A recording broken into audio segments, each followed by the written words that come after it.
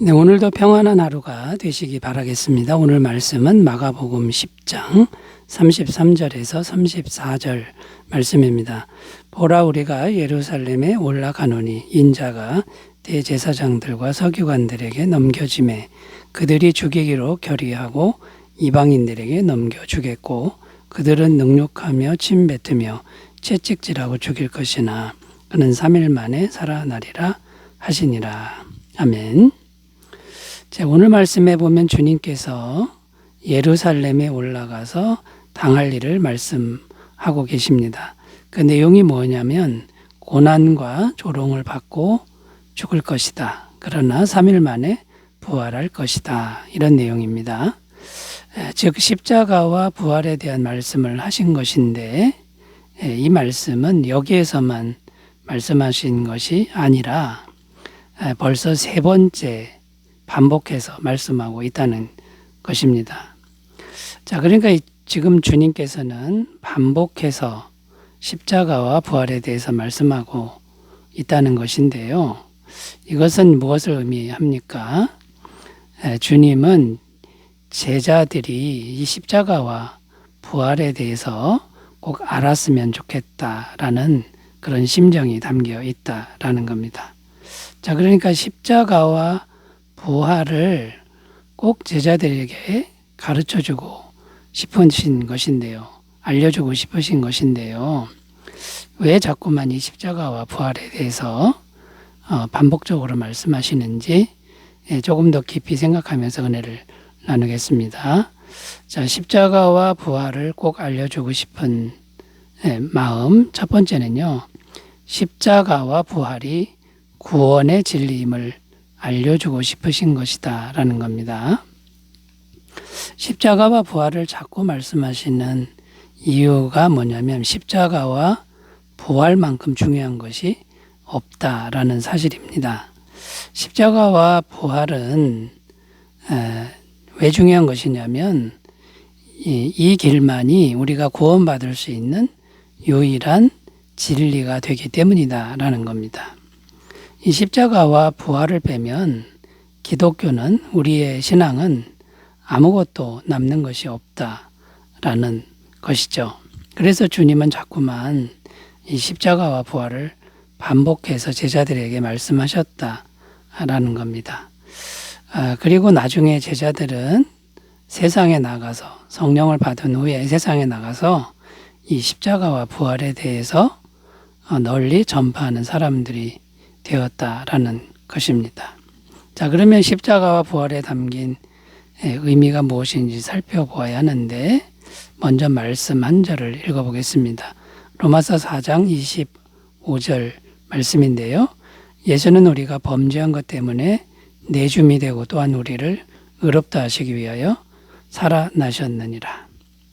자, 이 말씀에 보면 십자가와 부활의 의미가 잘 담겨 있는데요.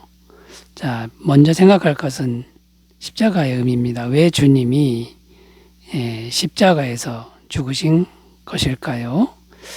그것은 우리의 범죄함 때문에 십자가에 내줌이 되었다. 이렇게 말씀하고 있습니다.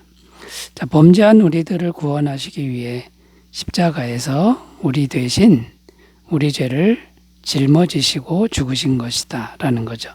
이사야 53장 6절입니다. 우리는 다 양 같아서 그릇 행하여 각기 제 길로 갔거늘 여호와께서는 우리 모두의 죄악을 그에게 담당시키셨도다. 그러니까 십자가에 죽으신 것은 우리의 모든 죄를 대신 지시고 죽으신 것이다 라는 말씀입니다.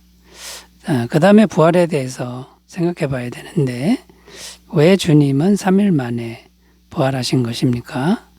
로마서 말씀은 우리를 의롭다 하시기 위하여 부활하셨다라고 말씀합니다. 로마서 3장 26절 곧 이때에 자기의 의로움을 나타내사 자기도 의로우시며 또한 예수 믿는 자를 의롭다 하려 하심이라. 자, 의롭다라는 뜻이 무엇입니까? 죄가 없다라는 뜻이고요. 죄인인 우리들은 완벽하게 죄가 해결됐다. 이런 의미가 됩니다. 그래서 예수님이 부활하신 이유는 십자가에서 죄가 완벽하게 해결되었기 때문에 죄가 없어졌다는 거고요. 죄가 없으니 다시 살아나셨다, 부활했다라는 겁니다. 자, 그래서 예수님을 믿게 되면 이제 어떻게 되는 겁니까? 예수님을 믿으면 예수님 십자가에서 죽으실 때 우리 죄가 다 해결된 거고, 예수님 부활하실 때 우리가 완벽하게 믿음으로 예수님과 함께 죄가 없어져서 의롭게 되는 것이다. 자, 이런 의미가 된다라는 겁니다. 자, 이 십자가와 부활의 진리를 믿어야만 영혼들이 구원을 받을 수 있다라는 겁니다.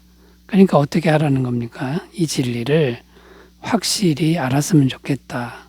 이 진리를 널리 전파했으면 좋겠다. 반대와 핍박이 올지라도 흔들지 말고 전했으면 좋겠다. 라고 하는 것이 이 주님의 간절한 바람이고 주님의 간절한 심정이라는 것입니다. 구원을 받을 다른 길은 없다. 그러니까 이 십자가의 부활만큼은 꼭 알았으면 좋겠다라는 것이죠. 마가복음 16장 15절에서 16절입니다. 또 이르시되 너희는 온 천하에 다니며 만민에게 복음을 전파하라. 믿고 세례를 받는 사람은 구원을 얻을 것이요 믿지 않는 사람은 정죄를 받으리라. 항상 주님의 십자가와 부활의 진리를 항상 기억하고 잘 전하는 삶이 되시기를 바라겠습니다. 자, 두 번째로 가보겠습니다. 십자가와 부활을 꼭 알려주고 싶으신 주님의 마음은 무엇일까요? 두 번째는 참된 믿음은 주님의 뜻에 순종하는 것임을 알려주고 싶으신 것이다 라는 겁니다.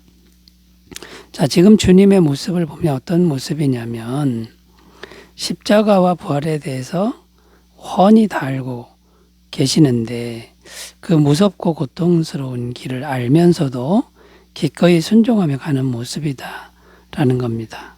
한마디로 말해서 하나님의 뜻이라면 기꺼이 순종하는 모습이라는 것입니다. 자, 이것은 어떤 의미가 있는 겁니까? 참된 신앙은 고난이 훤히 보이는데도 기꺼이 하나님께서 주신 그 길을 순종하며 가는 것이다. 이것을 지금 말씀하고 있는 것이라는 거죠.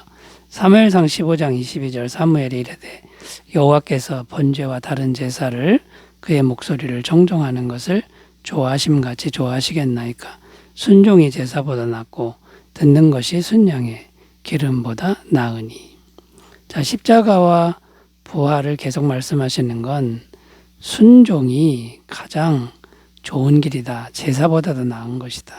그게 참된 신앙이다. 이거를 알려주고 싶으시다라는 것이죠.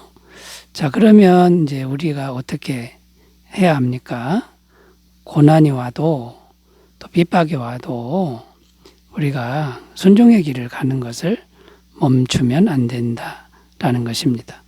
자, 앞으로 제자들에게 많은 환난과 핍박이 기다리고 있었습니다. 주님은 이것을 잘 알고 계신 것이죠.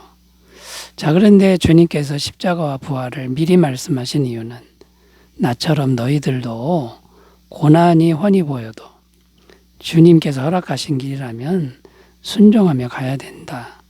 이것을 말씀하고 싶으셨다라는 것이죠. 로마서 8장 17절 자녀이면 또한 상속자 곧 하나님의 상속자요 그리스도와 함께한 상속자니 우리가 그와 함께 영광을 받기 위하여 고난도 함께 받아야 할 것이니라. 고난만 있는 게 아니라 영광이 반드시 있다. 그러나 고난도 함께 받아야 한다라고 지금 말씀하고 있는 겁니다.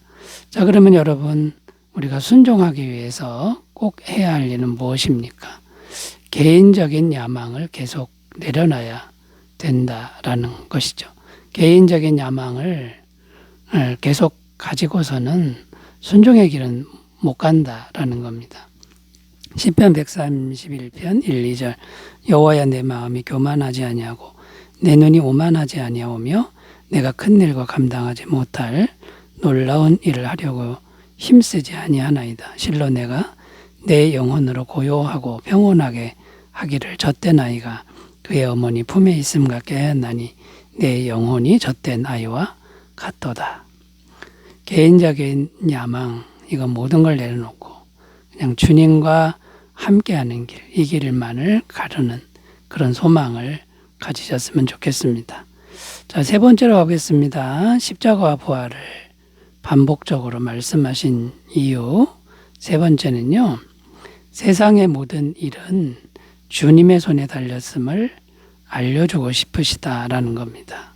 세상의 모든 일은 하나님 손에 달렸음을 알려주려 하심이다라는 겁니다.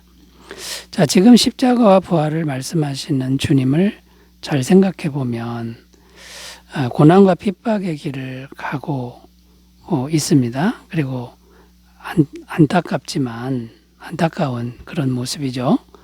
그러나 다시 잘 생각해 보면 죽는 것과 사는 것을 지금 주님 마음대로 하고 계시다라는 겁니다. 자, 그러니까 이제 무슨 말입니까? 이 세상에 죽고 사는 모든 그 문제가 우리 주님 손에 달렸다라는 겁니다. 주님의 권세 아래, 주님의 주권 아래 다 달려 있다라는 것이죠. 주님은 어쩔 수 없이 죽으시는 게 아니라 스스로 죽음을 선택하고 또 주님은 주님의 권능으로 다시 사신다. 결국 죽는 문제, 사는 문제가 주님 손안에 있다. 이런 의미가 됩니다. 요한복음 10장 17절 18절 내가 내 목숨을 버리는 것은 그것을 내가 다시 얻기 위함이니 이로 말미암아 아버지께서 나를 사랑하시느니라. 이를 내게서 빼앗는 자가 있는 것이 아니라 내가 스스로 버리노라. 나는 버릴 권세도 있고 다시 얻을 권세도 있으니 이 계명은 내 아버지에게서 받았노라 하시니라. 자, 그러니까 주님은 이 목숨을 버리는 게 빼앗기는 게 아니라 스스로 버리는 거지 빼앗을 자가 없다. 이렇게 말씀하고 있다라는 겁니다. 자, 그러면 세상의 모든 일이 주님 손에 달렸음을 안다면 자, 우리는 어떤 삶의 태도를 가져야 할까요? 삶의 어떤 문제든지 온전히 주님께 의탁하는 태도를 가져야 한다라는 거죠. 베드로전서 5장 7절 너희 염려를 다 주께 맡기라 이는 그가 너희를 돌보심이라. 여러분 어떤 문제든 주님의 돌보심을 믿고 맡기는 믿음이 되시기 바라겠습니다. 빌립보서 4장 19절 나의 하나님이 그리스도 예수 안에서 영광 가운데 그 풍성한 대로 너희 모든 쓸 것을 채우시리라. 이 세상에 필요한 것은 주님이 넉넉하게 채우시는 이 은혜를 꼭 믿으셨으면 좋겠습니다. 죽음의 문제까지도 주님께 온전히 맡길 수 있는 믿음으로 성장하시면 좋겠습니다. 로마서 6장 8절 만일 우리가 그리스도와 함께 죽었으면 또한 그와 함께 살 줄을 믿노니. 여러분 우리가 주님과 함께 죽는 것도 안전합니다. 다시 그리스도와 함께 살 것을 꼭 믿는 삶이 되시기 바라겠습니다. 기도하겠습니다. 하나님 아버지, 우리 신앙의 가장 중요한 십자가와 부활을 깊이 묵상하는 삶이 되게 하옵소서. 예수님의 이름으로 기도드립니다. 아멘. 은혜 충만하시기 바라겠습니다. 감사합니다.